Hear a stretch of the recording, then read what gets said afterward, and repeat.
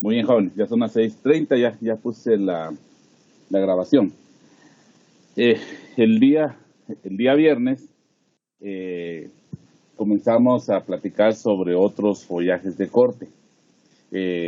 Platicábamos de que en el campo del airlift, que es el follaje de corte de exportación más importante de Guatemala, el que más área tiene sembrada en Guatemala, debido a que el cultivo llegó a su ciclo de vida, los productores y exportadores de este follaje decidieron venir y, en vez de renovar las áreas en los umbráculos que ya tenían establecidos, optaron por establecer nuevas áreas para evitar un agotamiento del suelo, y en su lugar, en el sitio en donde anteriormente había tenido la élite, comenzaron a establecer otro tipo de follajes. El primero que comenzó a trabajarse, y quizás ahorita el que más fuertemente ha sustituido las áreas del élite, fue la aralia. Pero ahorita les voy a presentar otro par de alternativas, otro par de cultivos que han venido a ocupar espacios importantes. Uno de ellos es la aspidistra, que les platicábamos, veíamos la fotografía de que se establece, primero estaba la aralia y luego la aspidistra. La aspidistra, que podíamos ver de que se está establecido en los mismos umbráculos del élite. Para la aralia, los umbráculos quedaban pequeños. Ustedes se dan cuenta, para la aspidistra los umbráculos quedan grandes, pero son los que ya están construidos. Este follaje presenta, este follaje, que pertenece a la especie Aspidistra eleator, presenta diferentes variedades, algunas verdes, algunas otras variegadas como la que está acá, y es una planta que produce un rizoma. Al producir un rizoma, la planta tiene capacidad de amacollamiento. Les platicaba que así como en la aralia se van colocando hules en las hojas nuevas que van brotando con el objetivo de predecir producción, igual en la aralia se colocan hules en los brotes nuevos, los brotes que salen del rizoma, con el objetivo de predecir producción. La planta tiene un rizoma, por lo tanto se propaga a través de división de rizomas. Es un rizoma del tamaño normal, más o menos semejante al rizoma del airlift. Y nos quedábamos platicando el día viernes en que era importante que yo no sé por qué presiento, es un presentimiento mío, de que no vieron mayormente cómo se construyen los umbráculos. Yo esperaría, yo lo hago en el curso, pero este año no me va a dar tiempo. Yo esperaría que en los módulos de consulados ustedes hayan podido conocer bastante de invernaderos, pero generalmente no se, de los umbráculos se habla muy poco. Entonces, así, de un resumen, si lo voy a hacer bastante rápido, un resumen de cómo es la infraestructura, cómo se trabaja un umbráculo, cómo se construye un umbráculo. Principalmente porque los umbráculos de la escuela tienen algunos errores de construcción, no están bien construidos en su estructura total. Entonces, cuando hablamos de los umbráculos, nos tenemos que recordar de que son áreas en donde se ha utilizado una malla o una tela conocida como sarán, que se utiliza para reducir la incidencia de la luz solar. Eso significa que los umbráculos se van a construir para plantas umbrófilas. Yo no sé si ustedes se han dado cuenta, voy a usar el pizarrón, yo no sé si ustedes se han dado cuenta que en algunos invernaderos, voy a dibujarlos de frente, en algunos invernaderos, en los invernaderos se pueden establecer o se pueden manejar fácilmente plantas heliófilas y plantas umbrófilas. Cuando se utilizan plantas heliófilas, no se hace ningún tipo de adaptación especial al invernadero. Cuando dentro de un invernadero se van a establecer plantas umbrófilas, generalmente se coloca sarán dentro del invernadero Y siempre la idea va a ser la misma, tratar de reducir la incidencia de la luz solar. O sea, el invernadero no tiene nada que ver con la producción de plantas heliófilas y plantas umbrófilas. En cambio, el sarán sí. El sarán es una estructura, es una malla que se utiliza para la producción de plantas umbrófilas. Y hay áreas específicas, hay sombreaderos, hay áreas específicas que se establecen para la producción de plantas umbrófilas. A eso se les llaman umbráculos. Umbro, al tratar de entender la palabra, umbro significa sombra y el resto de la palabra significa casa, es una casa de sombra, es una casa de sombra. Entonces, generalmente en los umbráculos, voy a regresar, los umbráculos, al igual que los invernaderos, el peso de la estructura, el peso de la estructura generalmente es soportada, el peso, las fuerzas verticales son soportadas por los polines, ¿sí? Por los polines. Los polines que se colocan en los aranes, en los umbráculos, los polines que se colocan en los umbráculos, idealmente deberían de ir fundidos al suelo. Cuando digo idealmente, me refiero a que a veces los he visto fundidos, a veces no. Al contrario de los invernaderos, que casi siempre están fundidos. Pero los polines de los umbráculos, a veces los he visto fundidos, otras veces no. Y cuando hablo de fundir un polín, a lo que me refiero es que dependiendo del tamaño del polín, así va a ser el tamaño del dado de concreto. Aquí está el suelo. Del dado de concreto en donde se puede fundir el polín. Entonces, generalmente en los invernaderos todos los polines van fundidos. En los umbráculos, en algunos umbráculos yo he visto polines fundidos, en otros no. La ventaja de fundir el polín es que va a tener mayor durabilidad. La ventaja es que va a tener mayor durabilidad en el campo. Por cuestiones obvias, los polines cuando no se funden, se meten directamente al suelo. Aquí va a haber mucha humedad, entonces tiende a podrir. La primer parte que se tiende a podrir es la base, ¿sí? Entonces, los polines, lo ideal sería fundirlos. Si son de madera tratada, nítido, van a durar bastante tiempo. Cuando no son de madera tratada, esta parte aérea también se puede podrir. Entonces, idealmente, cuando ustedes vayan a fundir un polín en un invernadero, cuando ustedes vayan a fundir un polín en un umbráculo, construyen su dado de concreto, construyen su dado de concreto que puede oscilar entre 40 a 60 centímetros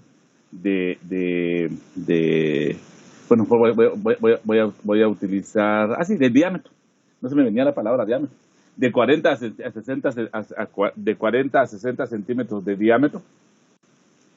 Y lo ideal, jóvenes, es que como también esta parte aérea se pudre tanto en los invernaderos como en los umbráculos, también esta parte aérea se pudre, lo ideal es que cuando ustedes fundan los polines, no fundan directamente el polín en el dado, sino que una idea, he visto otras, me acaban de presentar otra ahorita en un proyecto que acabo de ver, pero lo ideal es que lo que fundan es una barra de hierro, una plancha de hierro, ¿sí? Una plancha de hierro es lo que deberían de fundir acá. Esta plancha de hierro, la voy a poner acá un poquito más grande, esta plancha de hierro debe ir con agujeros, de tal forma que cuando ustedes traigan el polín, cuando ustedes tengan el polín, imaginemos que este es el polín, no sé si se mira, cuando ustedes traigan el polín, ustedes le hagan un corte al polín, de esta forma, de tal forma que si esta es la barra de hierro y esta otra mano es el polín case en la barra de hierro, ¿sí? Y Se le dejan agujeros para después venir y atravesar tornillos, ¿sí? Que sostengan el polín, ¿sí? Eso le da mayor durabilidad a la estructura, porque en el momento que un polín se pudra, se destornilla, se tira y se cambia por un nuevo polín y se deja el dado de concreto en el suelo. Ya teniendo colocados los polines, venimos y voy a voltear un poco para poder ver, porque no sé lo que estoy viendo. Sobre los polines se tiende alambre de amarre. En el caso del alambre de amarre, que a nosotros los agrónomos es a quienes nos toca comprar el alambre cuando estamos haciendo esta construcción, no son los de compras, a los de compras les tenemos que decir qué es lo que hagan. En el caso del alambre, el alambre de amarre, generalmente el alambre de amarre viene por calibres, y el calibre es un número, y mientras más pequeño sea el número, mayor es el calibre, mientras más pequeño es el número, mayor es el calibre del alambre. ¿Cómo así? Un alambre calibre 8 es más grueso que un alambre calibre 10. Un alambre calibre 10 es más grueso que un alambre calibre 2. Entonces, nosotros vamos a colocar el sarán. El sarán generalmente lo venden ahorita les digo por lo del alambre. El sarán generalmente lo venden en lienzos. Los lienzos generalmente tienen 8 metros. No sé si ahorita el mercado ya sacó un lienzo diferente, pero hasta lo último que yo supe, no habían sacado de anchos diferentes. El ancho del sarán tiene 8 metros. Es por eso que el ancho de su tramo no puede ser mayor de 8 metros, porque quedaría un ancho con 2 lienzos de sarán, ¿sí? Entonces, el sarán tiene un ancho de 8 metros y el largo es de 100 metros.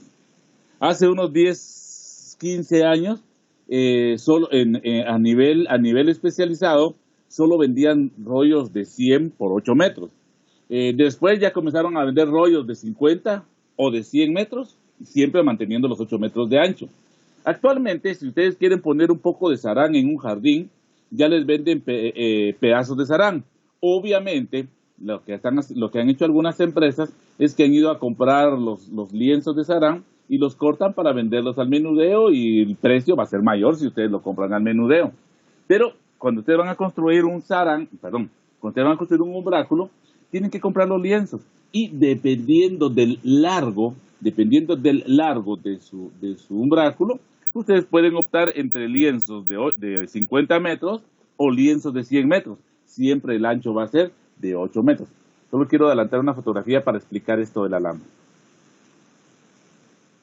No es ninguna de estas. Acá está. Voy a dejar esta acá. Imaginémonos ver una vista de pájaro de un umbráculo. Una vista de pájaro. Nosotros tendremos un rollo acá. De 8 metros de ancho. Aquí van los polines. Tendremos el otro rollo acá de 8 metros, y así seguimos colocando los rollos. Voy a dibujar de rojo los polines. Estoy en una vista de pájaro. Imagina, aquí tenemos un polín. Aquí tenemos otro polín. Aquí tenemos otro polín. Aquí tenemos otro polín. Aquí tenemos otro polín. Y aquí tenemos otro polín. ¿Sí? Los polines, voy a colocar los polines de este otro lado.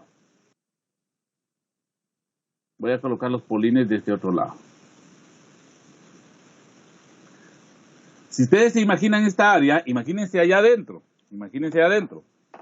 Dependiendo del diámetro del polín, así va a ser el área de trabajo. ¿Sí? Dependiendo del área del polín, así va a ser el área de trabajo. Cuando ustedes compren sarán, jóvenes, se me había olvidado decirles esto, cuando ustedes compren el sarán, acá, aparte, cuando ustedes compren el sarán, aparte de que ustedes deben de buscar el calibre del sarán en función de la sombra que ustedes permiten que pase, y eso creo que ya lo hemos estado platicando bastante, que hay saranes calibre 20, saranes calibre 30, saranes calibre 40, 50, 60, 63, 70, 73, 80, 90. Alguien me va a preguntar por qué hay saranes calibre 60, 63, saranes calibre 70, 73, la respuesta no la sé, ¿sí? Pero cuando ustedes van a colocar el sarán, aparte de escoger el calibre, en el mercado existen dos opciones de sarán: sarán troquelado y sarán sin troquelar. Yo no sé si para ustedes ya es común esa palabra, pero yo me recuerdo, no con sarán, sino estábamos haciendo las primeras investigaciones para uso del control etológico en chinche salivosa en caña de azúcar. La primer tesis la hizo el ingeniero, que se me olvidó el nombre de la tortuga ninja esta. ¿Cómo se llamaba este cuate? Ya se me olvidó el nombre, muchachos, ya. Bueno, pero la hizo un colega la hizo un perito agrónomo de la 86, 88, como su tesis de grado. Y no se me viene el nombre. Pero cuando estábamos seleccionando los plásticos, vimos que en la literatura hablaban del plástico troquelado. Y nosotros pensamos, como estábamos buscando diferentes intensidades de color, decía verde troquelado. Nosotros pensamos que el verde troquelado era una intensidad de color, ¿sí? Y estuvimos buscando acá en la industria guatemalteca donde nos vendían plástico verde troquelado, y no nos vendían, no había, ¿sí? Hasta que una empresa nos dijo, pero miren, señores, si ustedes quieren, se lo troquelamos nosotros. Cuando nos dijo se los troquelamos, dijimos, puchica, pues estamos hablando de un color. Y les preguntamos, mire, ¿y qué es eso el troquelado? El troquelado es esto, miren, muchachos, estos agujeritos ya hechos, ¿sí? Y a nosotros en realidad no nos interesaba el troquelado en ese plástico. Pero nos reímos bastante y sí perdimos un par de meses buscando el plástico verde troquelado para la utilización del control etológico en chinche salivosa. Entonces, por eso se los menciono ahorita, porque no es el troquelado, significa estos agujeros. Si ustedes van a construir un sarán, un umbráculo, jovencitos, yo les aconsejo que compren sarán troquelado. ¿Por qué? Porque, vamos a ver, voy a utilizar color verde, porque acá, ahorita les voy a dar especificaciones de este alambre. Acá, ustedes van a colocar un alambre que es grueso. Van a colocar un alambre que es grueso. Vamos a ver cómo se coloca. Van a colocar un alambre que es grueso. Alambre acerado. Lo van a colocar acá. Solo vean la foto. El alambre atraviesa el polín para que pueda estar tenso. Y luego, el troquelado nos va a servir para que con un alambre galvanizado, un alambre de amarre de alto calibre, o sea que sea delgado, un alambre de amarre de alto calibre, o sea que sea delgado, que sea manipulable, uno pueda venir y agarrar y sujetar, tensar el sarán a la infraestructura. ¿Qué error cometimos en la escuela? El sarán lo colocamos sí le colocamos este alambre, pero el sarán lo colocamos sobre el polín, no como está acá, lo colocamos sobre el polín. ¿Qué pasó? El sarán se mueve de esta forma, por el viento. El viento va moviendo el sarán de esta forma. Con el tiempo, el roce del polín con el sarán está haciendo que se rompa. El roce del polín con el sarán está haciendo que se rompa, ¿sí? Entonces nosotros colocamos mal el sarán. Y ahorita les estoy explicando lo mal que hicimos y cómo se debe hacer. El alambre, perdón, pero esa era la cuestión. Este alambre, señores, en el mercado venden alambre calibre 14, calibre 16, es un alambre que el quintal es barato porque es bastante delgado. En contraparte, las empresas vendedoras de sarán les van a decir que ellos venden unos clips plásticos que ya solo vienen y se colocan bien prácticos. Señores, por favor, háganme caso, escuchen, no vayan a gastar en esos clips. Bonitos, prácticos, bonitos en cuanto a la estética del umbráculo, los primeros vientos se les van a romper. El alambre les va a pasar años y ahí va a estar sujetando el sarán. El alambre va a tener una vida casi tan larga como la del sarán. ¿Cuál es la vida del sarán? Dependiendo de las condiciones climáticas del lugar, pero fácilmente un sarán puede tener una vida útil de 15, 20 años, igual que el ELIF. Entonces no hay mucho problema, no van a tener que estar cambiando sarán a cada rato, no van a estar que estar cambiando clips a cada rato. Ya nosotros nos compraron una vez esos clips y por experiencia les digo, no soportan los vientos. Entonces, vamos a unir los lienzos del sarán con alambre de amarre 14-16. Ahora bien, eso es para unir los lienzos. ¿Cómo se sostienen los lienzos sobre la estructura? ¿Cómo se sostienen los lienzos sobre la estructura de los polines? Para ello, vamos a utilizar alambre acerado de 1/4. Alambre acerado de 1/4. Si no hay alambre acerado de 1/4, jóvenes, si no hay alambre acerado de 1/4, pueden utilizar alambre de amarre, calibre 8 o calibre 10, dependiendo de la intensidad de los vientos. En sitios con mayor vientos, calibre 8, en sitios con menor intensidad de viento, calibre 10. Pero este alambre de amarre, calibre 8, calibre 10, no es tan fácilmente manipulable. ¿Por qué? Porque es muy grueso. Este alambre es del mismo grosor, el alambre acerado es del mismo grosor, es pero muy resistente. Yo diría que el alambre acerado es más resistente que el alambre de amarre calibre 8 o calibre 8. Voy a compararlo con el más grueso, con el calibre 8. El alambre acerado es más resistente que el alambre de amarre calibre 8, ¿sí? Y es más manipulable. Es más manipulable. Yo recuerdo en escuela, dentro de las experiencias, que una vez dentro del trabajo profesional le dije a una estudiante de último año que por favor que fuera a cambiar el sarán en una parte del umbráculo de los santurrios. Ese era su trabajo, ir a cambiar el sarán.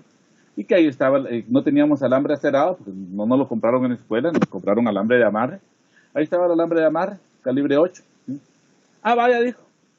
Había un rollito de alambre de amarre ahí. Cuando ella lo fue a intentar cargar, se dio cuenta que ni a cargarlo podía. ¿Por qué? Porque es muy pesado. No se puede doblar fácilmente, es muy tieso y pesa mucho. En cambio, el alambre acerado, a pesar de que también pesa, no pesa tanto como el alambre de amarre, es bastante manipulable, no es tan tieso como el alambre de amarre y es más resistente. ¿Cómo vamos a colocar ese alambre? ¿Cómo vamos a colocar ese alambre acerado? Solo quiero que vean, el alambre acerado nos va a servir para colocar, para amarrar para unir los lienzos de sarán. Nos va a servir para unir los lienzos de sarán, ¿sí? Ese alambre se va a colocar longitudinal, ¿sí? Se va a colocar a todo lo largo del terreno, pero también voy a dibujar acá como ya puse este de verde, lo voy a seguir colocando de verde. También vamos a colocar este alambre acerado acá. Este va generalmente unos 5 centímetros abajo. No, mejor voy a dibujarlo completo, así. Este va unos 5 centímetros abajo. Este va unos 5 centímetros abajo. Va unos 5 centímetros abajo del sarán. Voy a mostrarles una foto.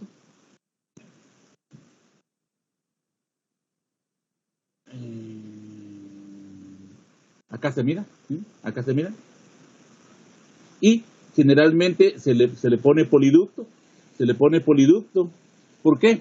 Porque este alambre de amarre, el que se coloca transversal, este alambre de amarre, este alambre acerado que se coloca transversal, este alambre que se coloca transversal a la longitud del umbráculo, nos va a servir para que el sarán soporte los vientos, para que el sarán no se afloje con los vientos.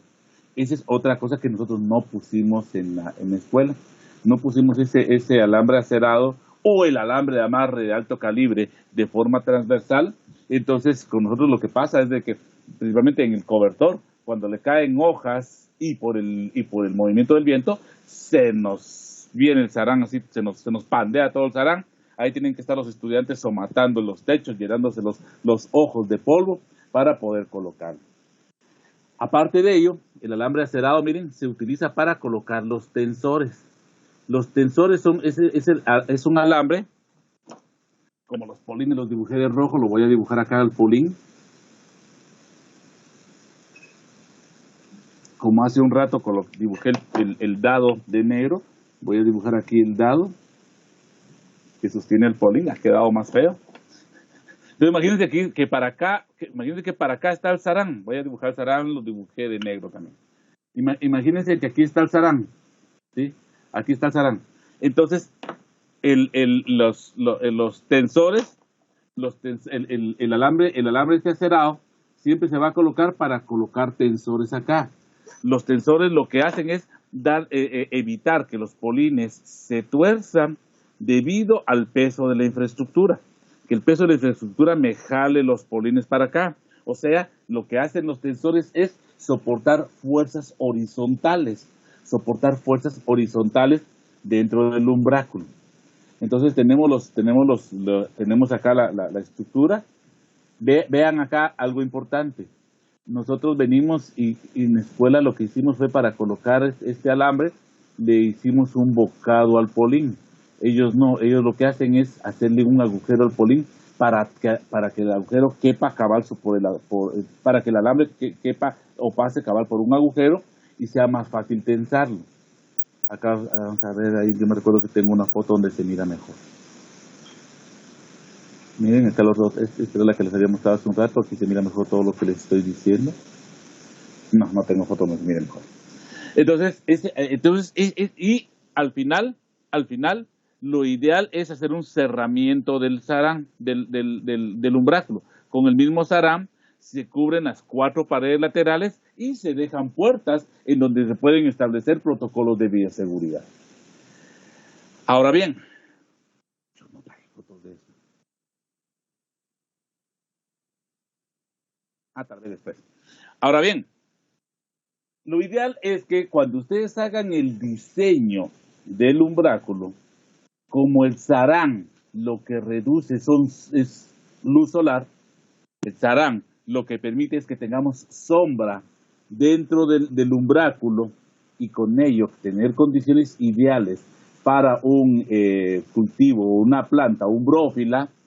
Señores, siempre procuren, y cuando digo procuren es porque a veces no puede uno, siempre procuren colocar los rollos colocando en largos de norte a sur o de sur a norte. De norte a sur o de sur a norte. Voy a borrar el polín de acá. ¿Por qué de norte a sur o de sur a norte? ¿Por qué se va a colocar el largo aquí? Por las sombras. Si ustedes analizan, en esta parte de acá, miren para la pantalla, por favor. Para la pizarra, perdón. para la pizarra. Si ustedes miran, en esta parte de acá, voy a retroceder unas diapositivas. Acá, en esta parte de acá, miren, aquí pasa luz solar. Miren, aquí pasa luz solar. Si este fuera el oeste y este fuera el este, ¿sí? Si ustedes hubieran construido su umbráculo de oeste a este o de este a oeste, ¿sí? ¿Qué pasaría?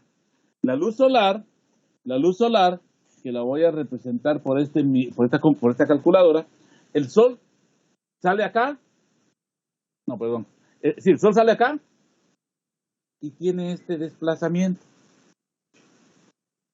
Entonces, ¿qué es lo que va a pasar? El sol siempre va a entrar en el mismo ángulo y va a chamuscar, no va a permitir que los cultivos crezcan bien. Si el sol saliera en un ángulo de 90 grados, si el sol saliera en un ángulo de 90 grados con nuestro cultivo, no habría problema, porque los rayos de sol caerían en el espacio que hay entre tramos y ahí no deberían de haber bancas. Pero eso no es cierto. Para las condiciones de Guatemala, generalmente el sol sale tirado como unos 10 grados hacia el sur. Entonces, si eso es así, si el sol sale de este lado, una parte del cultivo de este tramo, una parte de los cultivos de este tramo van a recibir todo el día, porque el sol va a venir acá, Miren la sombra que estoy provocando ahorita. Esa misma sombra provocaría el sol en la entrada directa de la luz solar al cultivo. Entonces, ¿qué pasaría? Toda esta parte del cultivo de acá se quemaría. Por el contrario, si ustedes construyen su umbráculo norte-sur, el sol sale de acá. Entonces, ¿qué va a pasar? Conforme va avanzando el día, el ángulo que crea la luz solar, el ángulo de entrada de la luz solar, hacia el umbráculo se va moviendo. Eso significa que durante un periodo corto de tiempo, los cultivos desde acá hasta acá van a recibir luz solar. Pero como va a ser por un periodo de tiempo, porque el sol se va desplazando, eso no va a afectar grandemente a la plantación.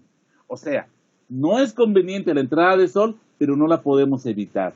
Entonces, lo que tenemos que hacer es tratar de reducir el daño construyendo los invernaderos, colocando el largo siempre de norte a sur. Si ustedes se dan cuenta, no es un capricho, sino que es una lógica en función de la entrada de luz solar.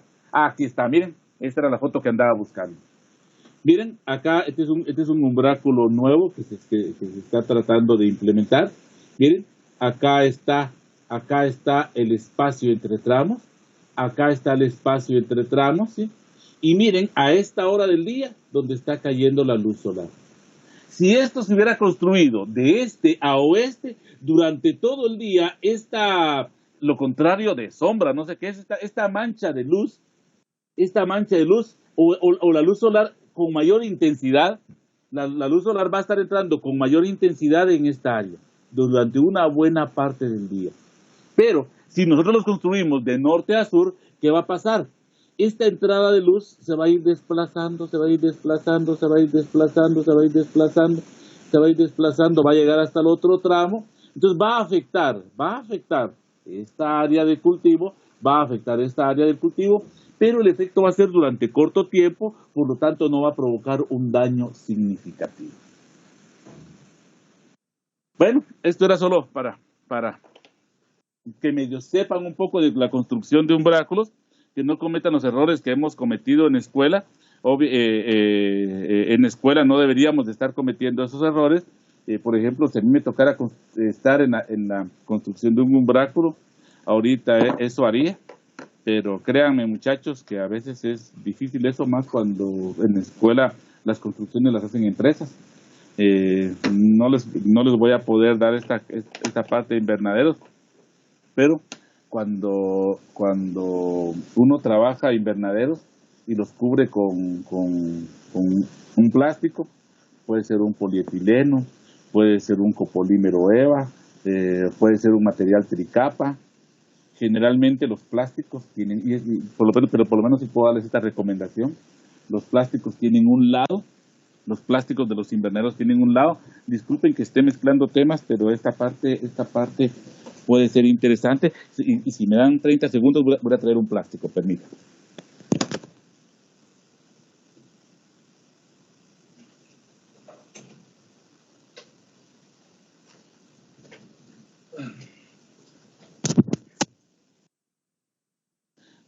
Vamos a ver si tuve suerte de meter un pedazo de plástico aquí en esta mi mochila.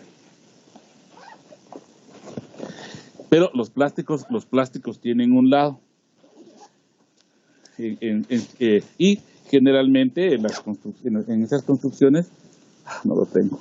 Generalmente en estas construcciones, nosotros los catedráticos no tenemos mayor incidencia. Nosotros nos dicen teoricones y que tenemos que estar en el aula dándoles clases a ustedes. Entonces los expertos son los que revisan y supervisan toda la construcción. Pero algunas veces se colocan algunos catedráticos para las recepciones de las obras. Y algunos catedráticos conocen, obviamente no todos conocemos, vemos algunos que somos un poquito más ignorantes. Pero hubo una ocasión en los invernaderos que están en consulados que llegaron a recibir la obra. Llegaron a recibir la obra y cuando estaban entregando la obra, vino un catedrático. Este catedrático sí sabía un poco, conocía un poco de invernaderos, y cuando estaba recibiendo la obra dijo: yo no recibo esta obra. Y cuando le dijeron por qué, dijo: porque el plástico es al revés, está colocado al revés. Y algunas veces hasta las mismas autoridades aceptan lo que dice lo que el constructor dice. Pero ¿cómo va a estar colocado al revés? Si eso no tiene lado, eso da igual cualquier lado. Y no es cierto, no es cierto. Algunos estudiantes allá en la escuela les mostré cómo en el propagador colocaron un plástico también al revés, ¿sí? Lo colocaron al revés y obviamente ya estaba colocado, ya no pude decir nada. Pero lo colocaron al revés. No encontré el plástico, no tengo aquí. Pero ¿por qué les digo que lo colocaron al revés? Porque cuando las propiedades de un plástico de invernadero son diferentes, del lado externo del lado interno. Un constructor les va a decir: no, es igual. ¿Por qué? Porque ya lo pusieron y pierden plata o quitarlo y volver a colocarlo. Como se sabe, como todos sabemos de que las propiedades son diferentes afuera que adentro, entonces los que elaboran plástico le tienen generalmente un letrero. No lo encontré, lo escribo. ¿Qué dice así? Si ustedes logran leer bien dentro del invernadero, si ustedes miran para arriba y logran leer bien esto, significa de que el plástico está bien colocado, porque este lado es el lado que está para adentro, ¿sí? Y obviamente el outside, lado para afuera, lo tienen colocado hacia afuera. El constructor, cuando está colocando el plástico, debe verificar que eso esté colocado bien. Entonces le digo, muchas veces las cosas están mal hechas en la escuela.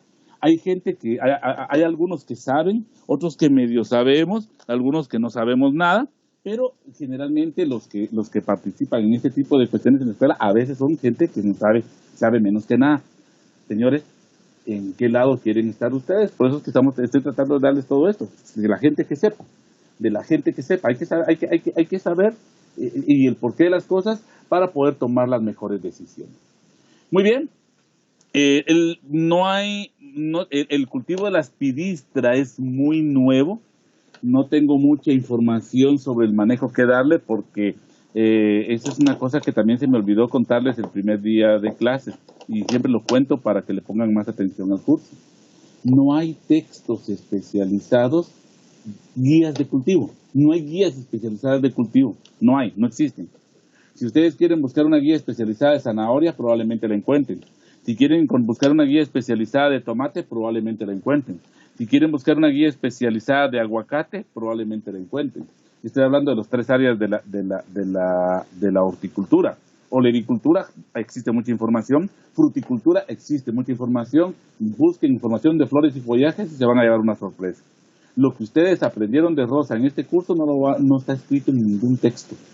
Entonces, en la aralia es un cultivo muy nuevo en Guatemala y todavía la poquita información que a veces uno logra conseguir, que cuesta, pero que uno logra conseguir, todavía no está disponible porque es un cultivo que tendrá ahorita tiene como unos 5 o 6 años de estarse trabajando en Guatemala. Pero más o menos en el cultivo de la aralia, el ciclo de cosecha es de 26 semanas. En esta finca particularmente, sí creo que es esta, en esta finca particularmente, lo que hicieron fue que crearon 26, trataron de enciclar 26 áreas. Yo lo considero innecesario por ser una planta que tiene rizoma, pero ellos así lo hicieron. Está escrito en el trabajo de FABS de Ronald Melendres, si alguien lo quiere consultar en la escuela. Ellos enciclaron 26 áreas, porque el ciclo de cosecha es de 26 semanas, tratando de cosechar un área cada semana. Yo lo considero innecesario debido a que es una planta que posee rizoma y que les apuesto que si voy a ver esa finca, la producción es permanente en las 26 áreas. Lo que se hace es que se cortan las hojas con tijera de podar tallos suaves, no se arrancan, sino que se cortan y se elaboran bonches de 10 hojas. Y aquí están, por favor, esta parte no me interesa, solo es para que tengan una idea de que los bonches pueden ser desde en la longitud mínima de la hoja es de 40 centímetros y algo así como se recuerdan que vimos en la rosa, solo que en rangos más pequeños. Estos son los diferentes rangos en los que se elaboran los bonches, que van al igual que la aralia. Eso fue un bajón de luz, muchachos. Si no hubiera comprado un UPS para ahí, ahorita estuviera fuera 5 minutos. Al igual que la aralia, los principales mercados ahorita son Italia y Holanda para este cultivo. El tercer cultivo que se está comenzando a establecer, y este sí hay muy poca área. Bueno, de hecho una finca conozco yo nada más aquí en San Miguel Dueñas. El tercer cultivo que se está utilizando como sustituto del leaf es el bambú. Pero cuando hablamos bambú, no estamos hablando del bambú que se utiliza para la construcción o para la elaboración de tutores de tomate, sino que bambú le llaman a la planta que nosotros en Guatemala la conocemos con el nombre común de cola de caballo. La cola de caballo es un equiseto, una planta del género Equisetum, ahí está el nombre científico, es un equiseto. En Guatemala, tradicionalmente la cola de caballo ha crecido de forma natural en algunas áreas, y ha crecido de forma natural en algunas áreas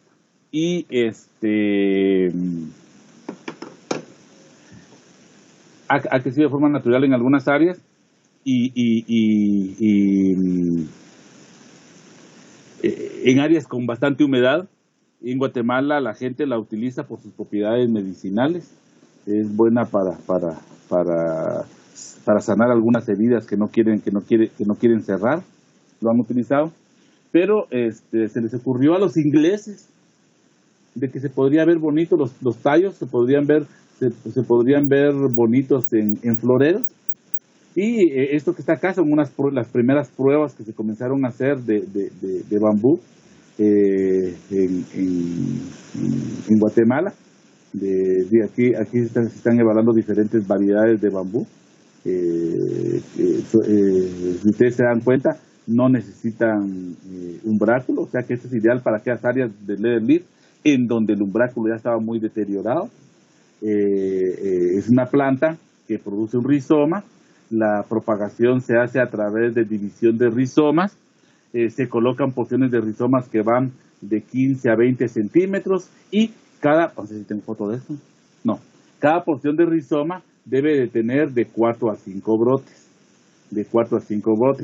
se colocan se colocan las porciones de rizoma y se elaboran hileras que van distanciadas de 10 a 12 centímetros y se debe de tutorear. Sí, de la aspidistra hay poca información, del bambú hay menos. Pues insisto, esta, este muchacho, miren la foto, no sé si alguno lo conoció, Roger García, si mi memoria no me falla, es de las 16-18, si mi memoria no me falla. Entonces Roger fue a hacer su práctica, de hecho él fue a hacer la evaluación de estos materiales de bambú. Su documento también está ahí en la biblioteca. Y es el único documento que hay de bambú en la biblioteca y es el único acceso a tecnología que yo he tenido acá porque yo fui su asesor de práctica. Entonces, muchas del manejo lo estaba evaluando Roger en cuanto a fertilización, a utilización de algunos regulares de crecimiento y no hay resultados concluyentes. Lo que sí es de que se cosechan los tallos, ¿sí? Se cosechan los tallos, que generalmente se arman bonches de 20, se arman bonches de 20 tallos que oscilen entre 60 a 75 centímetros. Y ustedes pueden ver acá, Roger está haciendo el manejo post cosecha en un cuarto frío. Esta es una plantación de Leve Leaf, donde estaban probando eso. Y se estaba haciendo la evaluación, se encaja y se va. No sé si les dije, pero los que comenzaron a pedir este material y por los que se comenzó a establecer un poco de este producto en Guatemala son los ingleses. Muy bien, ya me salgo del área o me salgo del campo del leather leaf y sus cultivos asociados y me voy a un cultivo que también es un follaje de corte que es más tradicional en Guatemala, el chate. Ahorita se va a sentir identificado a mezquita, se va a sentir identificado palma, no sé qué más peteneros hay acá. Pero se van a sentir identificados los peteneros. ¿Por qué? Porque hablar de chate, señores, el tratar de hablar de la historia del chate es también tratar de hablar de la historia del petenero. Yo, petenero, que no haya hecho esto que voy a decir ahorita, por favor se jala las orejas, porque eso sí es grave. Petenero que no haya leído a Virgilio Rodríguez Macal, que se salga del Petén y se vaya a vivir a otro lado. Petenero que no haya leído a Virgilio Rodríguez Macal y diga, es que yo no sabía, ok, tarea pendiente, porque si no mejor pidan su nacionalidad para Huehuetenango, para Chimaltenango, para donde quiera. Pero Virgilio Rodríguez Macal para mí es uno de los mejores escritores guatemaltecos, obviamente para mí, para muchos no, por eso no está entre los muy nombrados, y escribe mucho sobre historias de Petén, y en las historias de Petén se mencionan muchos de los cultivos que tradicionalmente se han trabajado en Petén, entre ellos el chate. Hay que leer Carazamba, que no le guste leer Carazamba y cómo es la vida en el campo, es porque se equivocó de carrera. Quien no le guste lo que se describe en Jinayá, es porque se equivocó de carrera. Y lo peor, ahora va para todos ustedes, jovencitos. Perito agrónomo que no lea Guayacán, mejor que siga carrera de abogado en la universidad. Ahí está, miren, tarea para diciembre, cuando ya estén después del examen de graduación. Hay que leer Guayacán de Virgilio Rodríguez Macal. ¿Por qué? Porque Guayacán es la historia de un perito agrónomo, cómo desarrolló su vida en Petén. Hay que leerla, ¿no? Bueno, pero ya después de la publicidad hacia Virgilio Rodríguez Macal y la literatura guatemalteca, el chate, como les decía, es una planta, es una palma, y no estoy hablando de palma, nuestro compañero, sino una planta que produce hojas palmeadas, que ha sido tradición en Petén. Pero cuando hablamos de chate, estamos hablando de una planta del género Camaedoria. En lo personal, La primer cama de Doria que yo, Mario Alemán, la primer cama de Doria que yo conocí en mi vida, me la comí y no me gustó. Y no me gusta. Soy poco melindroso. Como buen agrónomo, soy poco melindroso. Pero si me ponen cama de Doria, no me gusta, me la como, pero no me gusta. No sé a cuántos de ustedes les gustan las pacayas. Pero la pacaya es una cama de Doria tepejuilote comestible. En cuanto a las plantas que crecen naturalmente en el área de Petén, en el área de Alta Verapaz, en el área de Izabal, en el área del norte de Huehuetenango, un poco de Quiché, las plantas productoras de hoja, vamos a encontrar 3 especies. Hay más tipos de cama de Doria. Pues póngale, allá me dirán los de Coatepeque, pero allá hay bastantes cama de Doria, ¿sí? Puede ser que encontremos estas 3 y otras. Me dirán en San Vicente de Pacaya, allá también hay bastantes cama de Doria. Acabo de ¿cómo se llama este lugar en Mazatenango, San Francisco, Zapotitlán? Y era un colega que tiene hule, que tiene mangostán, que tiene rambután, y entre las plantaciones tiene camaedorias. Pero las camaedorias que tradicionalmente se han utilizado para extraer hoja de chate, las camaedorias que tradicionalmente se han utilizado para extraer hojas de chate son 3. Las voy a decir ahorita y por favor no las vayan a copiar porque más adelante están en la presentación. Las camaedorias que tradicionalmente en Guatemala se han utilizado para extraer hoja de chate son 3. La Camaedoria ernesti Augusti, la Camaedoria elegans y la Camaedoria oblongata. Son 3. Esas 3 son las que tradicionalmente se han utilizado para extraer hoja de chate. O sea, cuando hablamos de chate, es la hoja de cualquiera de esas 3 especies. Hay algunas otras, por ejemplo, la Camaedoria erupens también produce un poco, la costarricensis también produce un poco, la Florida ibris también produce un poco. Pero en Guatemala, naturalmente, la extracción de chate, la extracción de chate se hace de 3 plantas. Camaedoria ernesti Augusti, los nombres están más adelante, Camaedoria ernesti Augusti, Camaedoria elegans y Camaedoria oblongata. Las camaedorias en general, por ejemplo la pacaya, son plantas dioicas. Y si ustedes recordarán sus conceptos de dioico monoico, una planta dioica es aquella planta que produce flores unisexuales, igual que la monoica, con la diferencia en que en la planta dioica vamos a encontrar los 2 sexos separados en plantas diferentes. Señores, la pacaya que nos hemos comido son las flores machos, son las flores masculinas. Las flores femeninas dan fruto y por ende semilla. Cuando se quiere propagar, cuando el humano quiere propagar las semillas, cuando el humano quiere propagar las semillas de Camaedoria, nos encontramos con un problema. Las semillas presentan una testadura, un letargo químico. Si uno logra romper esta testadura, también trae una inhibición química interna. O sea, la semilla tiene letargo físico y letargo químico.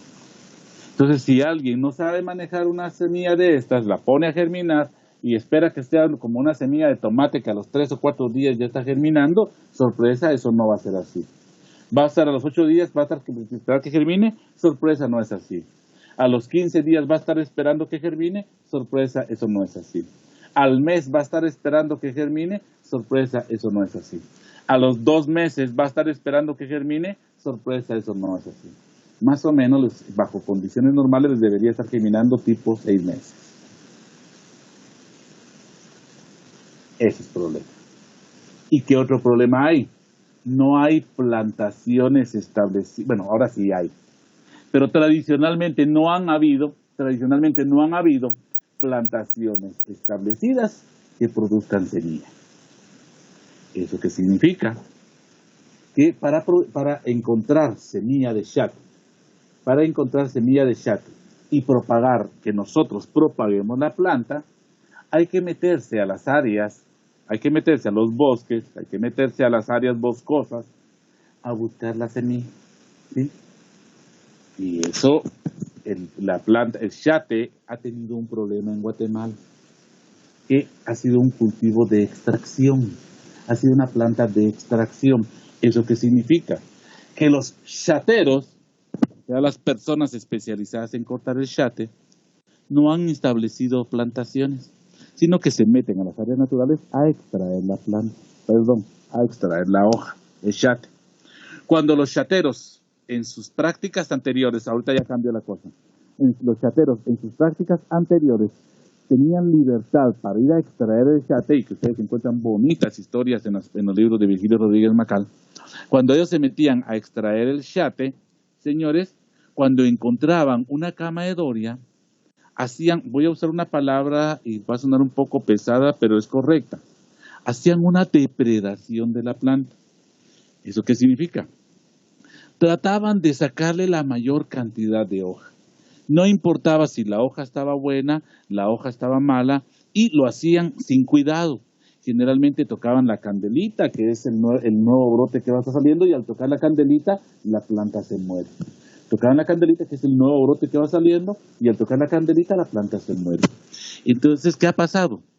Las malas prácticas de extracción de shate, sumado al crecimiento de las ciudades, sumado a la tumba, al bote que han hecho de los bosques, con el objetivo de meter cultivos agrícolas como la palma africana, o meter ganado, sumado a la tumba que se está haciendo ahorita por el narcotráfico, señores, está haciendo que cada vez sea más difícil encontrar plantas de shate que de forma natural nos den semilla. ¿Eso qué significa, señores? Cuando alguien quiere colectar semilla, hay que caminar un montón. Y cuando uno encuentra semillas, uno las corta y no está pensando si la semilla ya está en un estado madurez de suficiente para su germinación. De tal forma que si ustedes como agrónomos quieren establecer un proyecto, van a escribir un proyecto, los contrata una institución, o ustedes quieren crear un proyecto para la producción, para el establecimiento de camaedorias con el objetivo de extracción de shate, deben de considerar que no van a comprar semilla certificada, y que de la semilla que compre el porcentaje de germinación es bajo, entre 50 a 60%. Ahora bien, con shate, con camaedorias, yo no he experimentado lo que voy a decir. Con camaedorias yo no he experimentado lo que voy a decir. Pero sí lo he experimentado con arecas, y sí lo he experimentado con pony. Arecas y pony tienen porcentajes de germinación semejantes a los de la camaedoria. Pony es el siguiente cultivo que vamos a ver.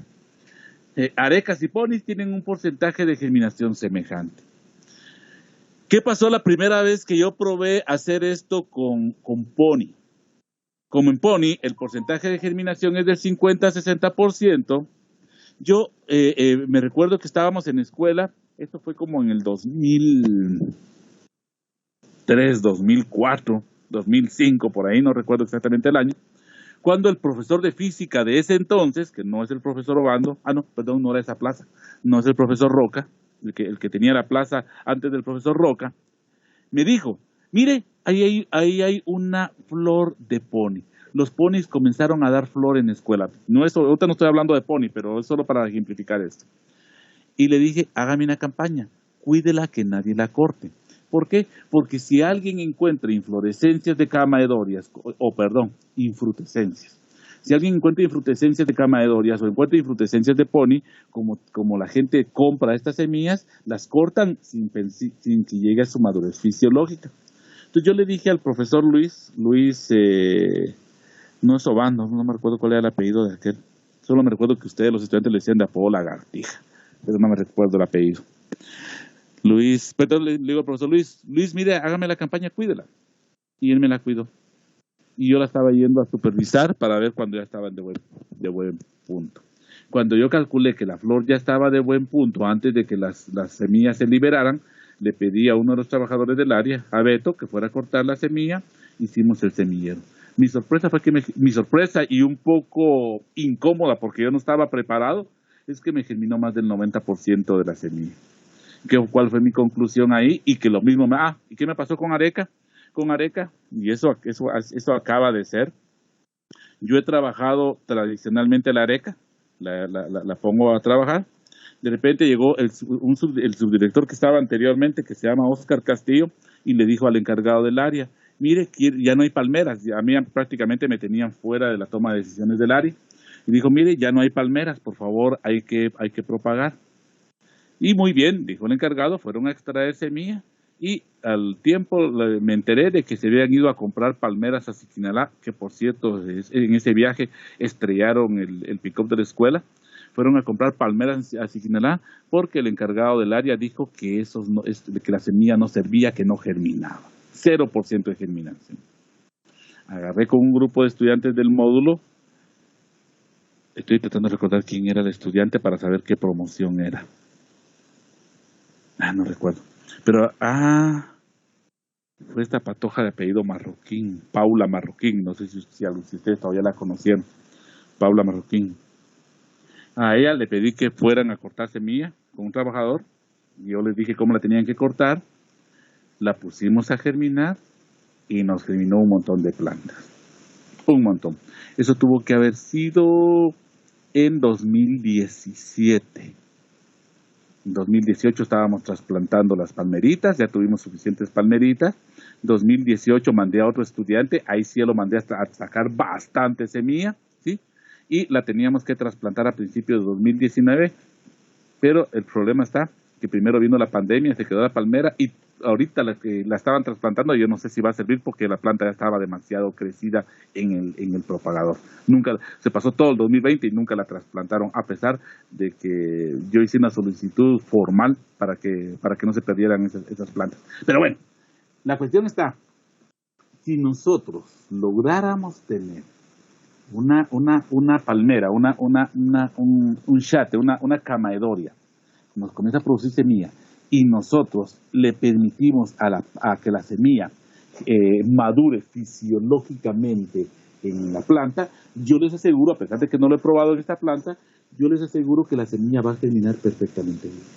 El problema está en que si ustedes van a venir y van a querer establecer un proyecto, porque ahorita tiene bastante auge esta palma, si ustedes van a querer establecer un proyecto, señores, cuando ustedes escriban el proyecto, dentro de sus costos, deben de considerar que la germinación de la semilla va a ser de 50 a 60%, porque todavía no hay un centro donde nos permitan sembrar o nos permitan tener semilla certificada. ¿Cómo hacer para romper el letargo físico y químico de esta semilla? ¿Cómo hacer para acelerar el tiempo de germinación y que no sea de 6 meses? Eso lo vamos a hacer, déjenme ver mi programa. Eso lo vamos a hacer en la práctica, no sé si va a ser, me imagino que va a ser virtual. Todavía, ¿se recuerdan que les pregunté el viernes? Entonces hice la pregunta y le lanzaron la pregunta al coordinador académico, todavía no ha dado la respuesta por escrito, pero lo vamos a hacer en la segunda práctica, independientemente de que sea virtual o de que sea presencial.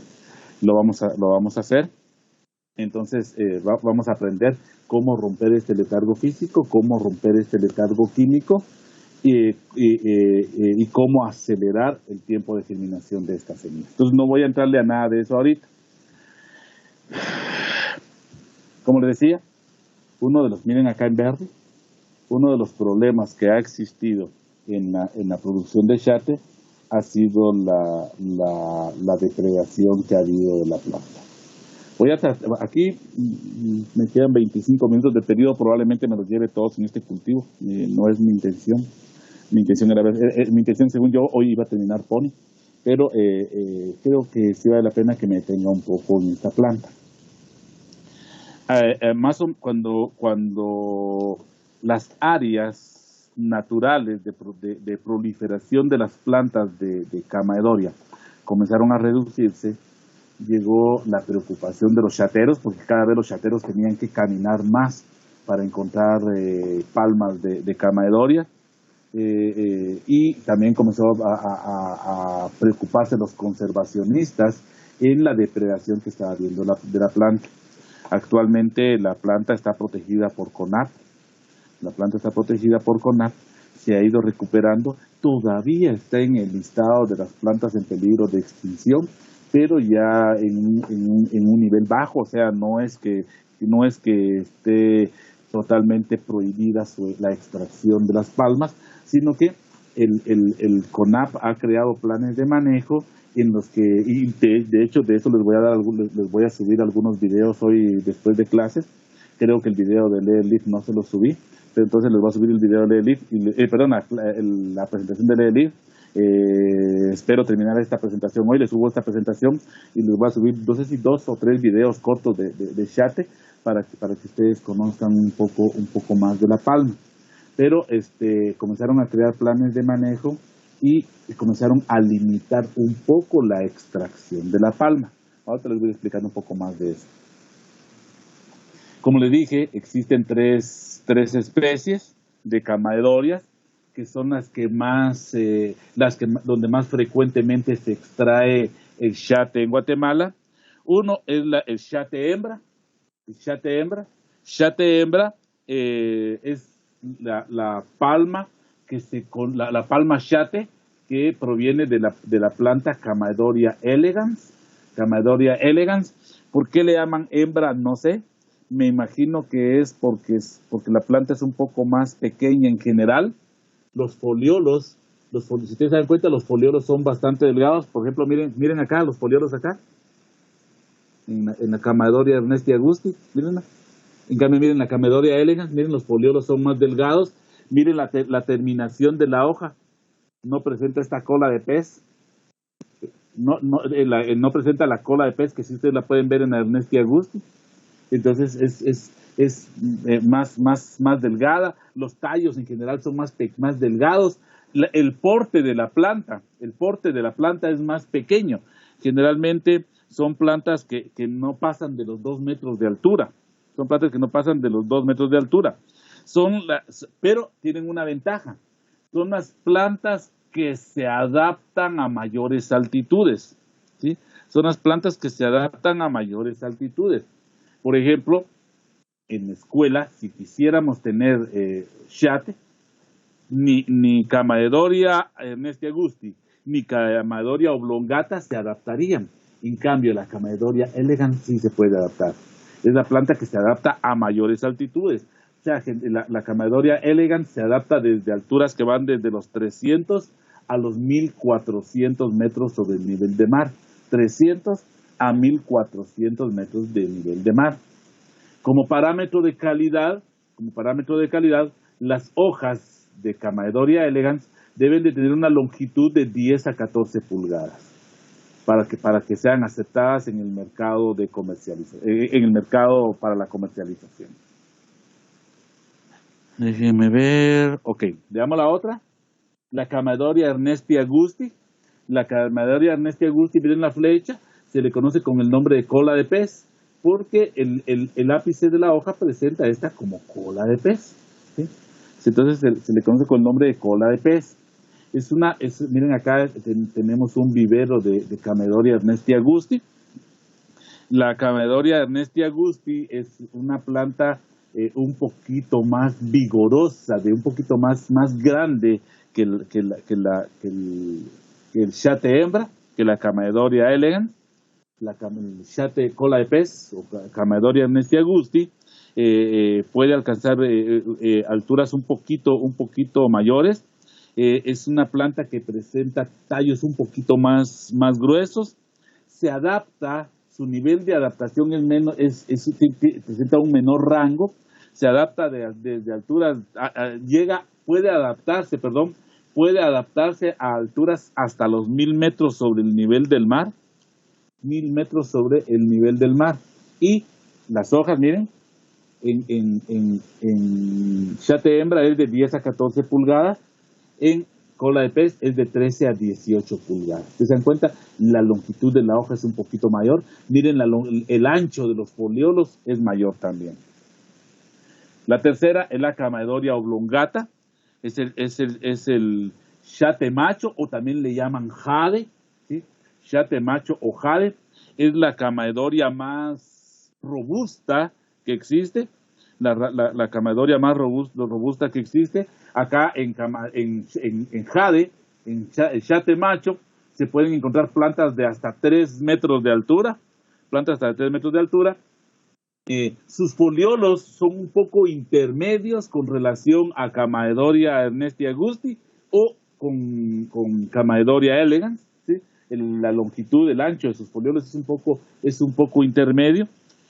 El problema que tiene Camaedoria oblongata es que su rango de adaptación es bastante bajo. La Camaedoria oblongata, el chate macho o jade, generalmente se va a adaptar a zonas muy bajas. En algunos documentos encontré que su nivel óptimo de adaptación es hasta los 350 metros sobre el nivel del mar, pero que se le ha encontrado inclusive un poquito más alta, pero óptimamente hasta los 350 metros sobre el nivel del mar. Si ustedes ven acá la longitud de los tallos, voy a regresar a las dos anteriores. En elegans es de 10 a 14, en ernesti augusti es de 13 a 18, en oblongata va de 15 a 18. Son un poquito más grandes los foliolos, la longitud de las hojas. Ahora, en general, a las hojas, a las palmas de estas tres camadorias se les conoce con el nombre de chate. Señores, nuestro papel como agrónomos, y les voy a dar un dato que les va a dar un poco de pena dentro de un rato, nuestro papel como agrónomos es impulsar el cultivo del chate. Yo les voy a enseñar, aunque no en chate porque no tengo semilla, ahorita que vaya a la escuela voy a pedir que me colecten semilla de palma para hacer la práctica. Lo vamos a hacer con palma areca, pero lo mismo que hagamos con palma areca si no lo hago con palma areca, lo voy a hacer con ave del paraíso, lo que encuentre. Pero lo mismo que se hace con palma areca o con ave del paraíso es lo que se hace con el chate, con las semillas de las camaedorias. Pero miren, esta es una foto de una comunidad en Petén. Ya las comunidades se están preocupando, ya están pensando no solo en extraer, sino que, miren, ustedes pueden ver acá un vivero de chate, ¿sí? Un vivero de chate. ¿Qué es lo que tenemos que hacer nosotros los agrónomos en este caso?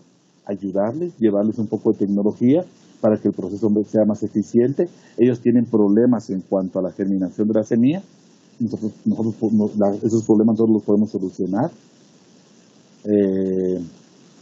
Es una planta umbrófila.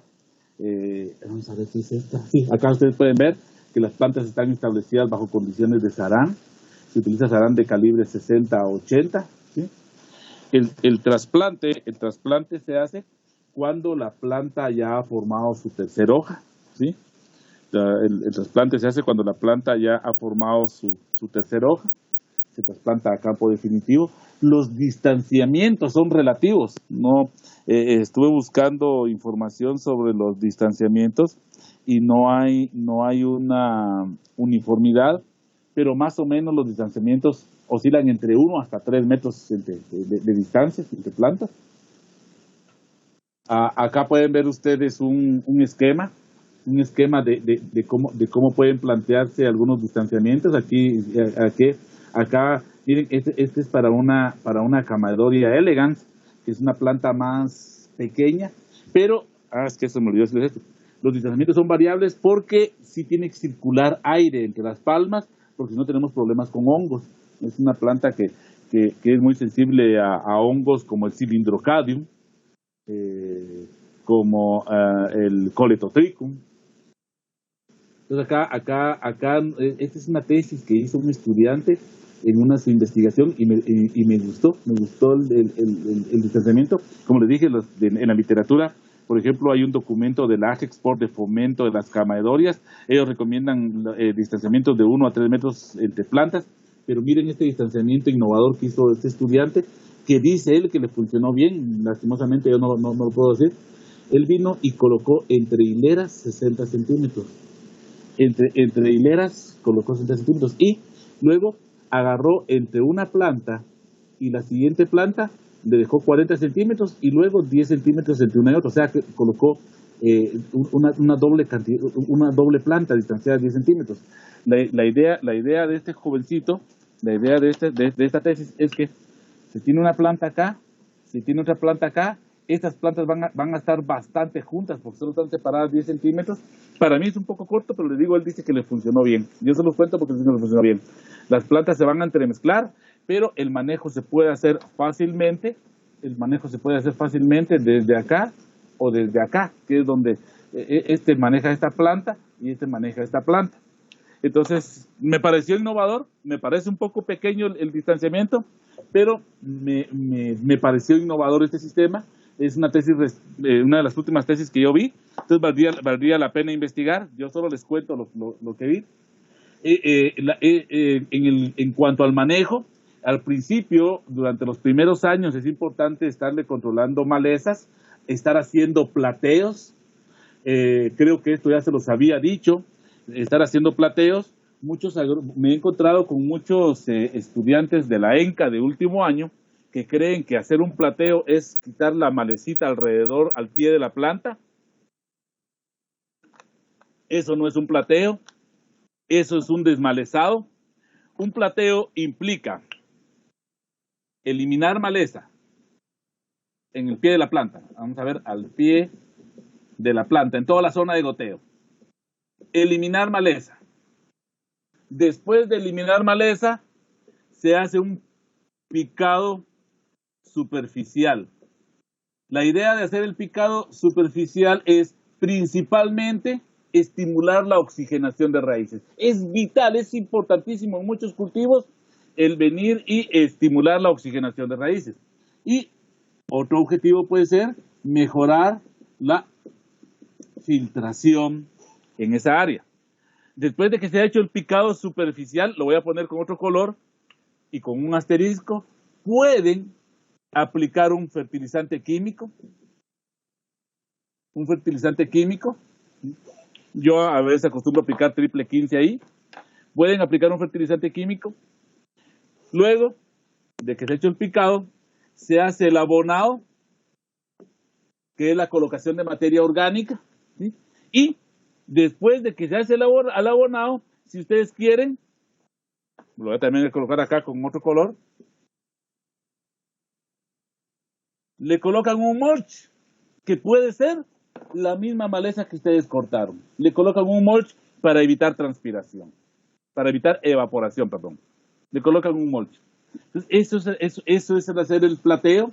Entonces, esto sí es importante, porque sí es importante estar haciendo los plateos a la plantación. Y una plantación de camaedoria establecida va a tener una vida útil productiva, una vida útil en la que nos va a producir hojas que puede oscilar entre 10 a 15 años.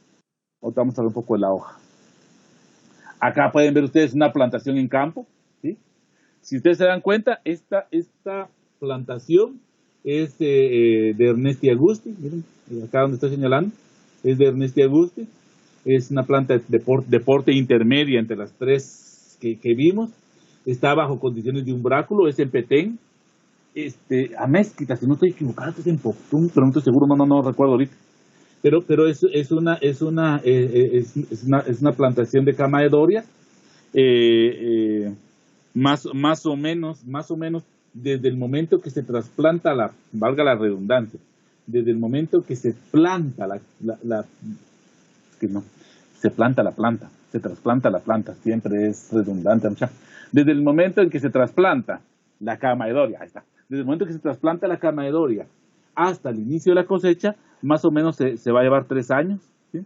Desde el momento del trasplante hasta la obtención de las primeras hojas, se va a tardar más o menos 3 años. De ahí en adelante es que vamos a tener la vida útil de 10 a 15 años de la planta.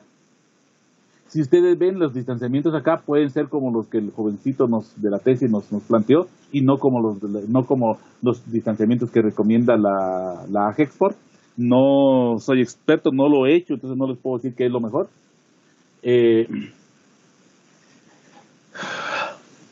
Luego viene la cosecha. Señores, en una cosecha establecida es más fácil venir y tratar de cosechar, tener un control sobre lo que se está cosechando. En una extracción, los planes de manejo que está aprobando CONAP para la extracción a los chateros es de que se haga un ciclo de corte de 3 veces al año por sitio. O sea, cada planta se puede cosechar 3 veces al año. Si ustedes cosecharon hoy esta planta, está acá, la cosecharon hoy, la van a volver a cosechar dentro de 4 meses y la vuelven a cosechar dentro de 8 meses. O sea, la cosechan 3 veces al año. 3 veces al año van a cosechar cada planta. Solo se va a cosechar las hojas que estén bien formadas. Por ahí van a ver ustedes un video mexicano que les puse, que me gustó. Son sencillos los videos, pero porque no son técnicos, pero ese video mexicano me gustó, que es en el área ahí por Huehuetenango, que es hacer una investigación, Huehuetenango o pegado a Petén, que es hacer una investigación. Ellos dicen que solo se debe cosechar el 50% de las hojas nuevas, ¿sí? ¿Con qué finalidad? Con la finalidad de que dejar suficiente material para que la planta siga fotosintetizando y siga creciendo. Cuando no existían los planes de manejo, se cortaban todas las hojas, no importaba si estuvieran buenas o malas. Saben que hacían algunos chateros, y yo no los culpo por todo lo que tenían que caminar, pero colocaban hojas buenas, hojas tiernas, hojas buenas, con tal de vender, y de todos modos, porque al principio les pagaban por bulto, por lo que ellos llevaban. Luego, cuando les comenzaron a pagar solo por hoja buena, les comenzaron a tirar todo lo malo. Los chateros se enojaban porque decían de que les estaban haciendo trampa, que les estaban tirando más del 50% de lo que ellos cargaban para sacar de las áreas, y estábamos depredando las plantas. Entonces, al final, ellos parece que ya en la actualidad ya se han ido recuperando muchas áreas, porque sí están entendiendo de cosechar solo hojas bien formadas, tratando de dejar la planta con hojas. En una plantación, eso ustedes lo pueden supervisar mejor. No tienen que, miren, no hay que caminar tanto para extraer la hoja. Entonces el negocio es más rentable. Cuando el chate, miren, este es en una comunidad en Huachactún, si no estoy equivocado. Esta es una comunidad donde están extrayendo el chate. El chate se extrae de las áreas naturales, ya con planes de manejo, y ya tienen los centros de acopio en donde hacen el manejo post cosecha de la hoja. La hoja tiene una vida de florero de 30 días. Acá se comienzan ya, después de que aquí lo que están haciendo es la selección, clasificando las hojas por diferente tamaño, ¿sí? Clasificando las hojas por diferente tamaño, y luego comienzan a hacer, miren acá, se comienza a hacer el boncheo, se comienzan a hacer los bonches. Acá vamos a manejar algunos términos. El chatero, que es la persona que extrae el chatero, cuando llega al centro de acopio, él transporta su chate bajo una denominación que se conoce con el nombre de gruesa. Entonces lo tengo acá. Así, exacto. Ellos vienen y transportan su chate bajo una denominación que se conoce con el nombre de gruesa. Una gruesa son 100 hojas. Por ahí me encontré una tesis donde decía que una gruesa son 80 hojas. Tesis o documento, no recuerdo. pero la mayoría se coincide que una gruesa son 100 hojas. Entonces ellos transportan su yate y se lo venden al centro de acopio. Ellos transportan su yate y se lo venden al centro de acopio en gruesas. Y una gruesa es 100 hojas. En el centro de acopio se hace la selección y luego se hace el boncheo, y en cada bonche se incluyen 20 hojas. En cada bonche se incluyen 20 hojas. Después de que se ha hecho el boncheo, los bonches se agrupan en paquetes, como estos que ustedes ven acá. Si ustedes se dan cuenta, para la comercialización, para la exportación, se agrupan los bonches, se envuelven en papel, en una unidad que se conoce como paquete. Un paquete tiene 30 bonches. Voy a regresar acá. El chatero transporta y vende su yate en una unidad llamada gruesa. La gruesa tiene 100 hojas. Esta gruesa, todas las hojas de esta gruesa se clasifican y se bonchean. Se hacen bonches de 20 hojas. Y los bonches acá el chatero llevó su gruesa, y el chatero se le pagó, se regresó. En el centro de acopio, el intermediario, el centro de acopio, el intermediario hace sus bonches y luego elabora los paquetes. Cada paquete tiene 30 bonches. Y este intermediario le entrega los paquetes al exportador. El exportador es diferente. Miren qué pérdida de valor en toda esa cadena de comercialización. Generalmente, el comercializador, el acopiador, los acopiadores ahora están organizados en comunidades, pero ellos le tienen que vender. Ellos hasta ahorita están teniendo contactos, algunas primeras comunidades están teniendo contactos directamente con algunos brokers. El que tiene los contactos con el broker es el exportador. Y miren qué bonito negocio, el exportador. ¿Cuál es el trabajo del exportador? Tener el contacto con el broker e ir a las diferentes comunidades a comprar los paquetes. Solo saquen sus cuentas, este dato yo no lo sé, entonces no lo voy a decir. ¿Quién está ganando más? Saquen sus cuentas, ¿quién está ganando menos? Aquí dice propietario del bosque, pero muchas veces el bosque es comunal, ¿sí? Lo ideal es que la comercialización se hiciera desde el chatero directamente al broker, pero eso no existe. Algunos chateros le entregan directamente su producto a la empresa exportadora. La mayoría se lo entregan a un contratista. Entonces el chatero. El chatero, la mayoría, lo ideal es que se lo entregue a la empresa exportadora. Pero la mayoría se lo entrega a un contratista, a un intermediario. El contratista intermediario lo lleva a la seleccionadora, y muchas veces la seleccionadora es diferente al exportador, ¿sí?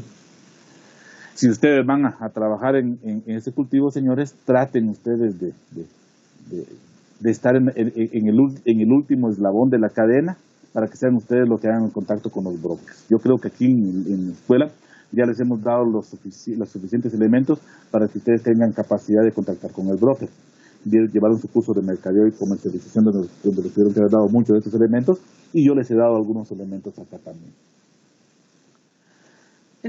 Acá me falta un minuto para que termine la clase, entonces aquí tengo algunos datos de lo que he estado mencionando, pero me interesa más que veamos otra diapositiva. Acá hay algunas comunidades que están acopiando el producto, que se están organizando y tratando de acopiar el producto para tratar ellos de ser los que contactan a los brokers. Tengo entendido que hay una que ya logró contratar a los brokers, pero han tenido limitaciones. ¿Por qué? Porque los exportadores están poniendo trabas. Los exportadores están poniendo trabas. ¿Por qué? Porque si las comunidades se contactan directamente con los brokers, los exportadores pierden un negocio y dejan de ganar. Ah, no lo tengo acá. Si ustedes recuerdan, estoy tratando de recordar el nombre ahorita. En el gobierno anterior, si ustedes recuerdan el nombre del ministro, yo ahorita no lo recuerdo. Mario Montenegro. Sí, creo que sí era el nombre del ministro. Fue ministro durante los 4 años del gobierno anterior y él es uno de los exportadores más grandes de chate que hay en Guatemala. Tengo imágenes de él cuando era ministro y me imagino que por evitarme cuestiones políticas lo quité de acá, no sé por qué lo quité, no la debía haber quitado, pero él era uno de los exportadores. Entonces él venía, acopiaba el producto, él venía, recibía el producto, los paquetes y los comercializaba directamente ante un broker. Como ministro, me imagino, no lo sé, no estoy afirmando nada porque puedo estar muy equivocado, pero como ministro me imagino que no coadyuvó mucho al crecimiento de estas comunidades que están trabajando actualmente con Chate. Bueno, ya me faltó poco para esta presentación, no la logré terminar. El día de mañana termino esta presentación, saco Pony, espero terminar Flor de Pascua, Poinsettia, y así el viernes nos tiramos a Gramas. Que quiero hablarles un poquito de Gramas. No me puedo ir de este curso sin que hablen un poquito de Gramas. Bueno, jovencitos, entonces, hoy solo medio levantó la mano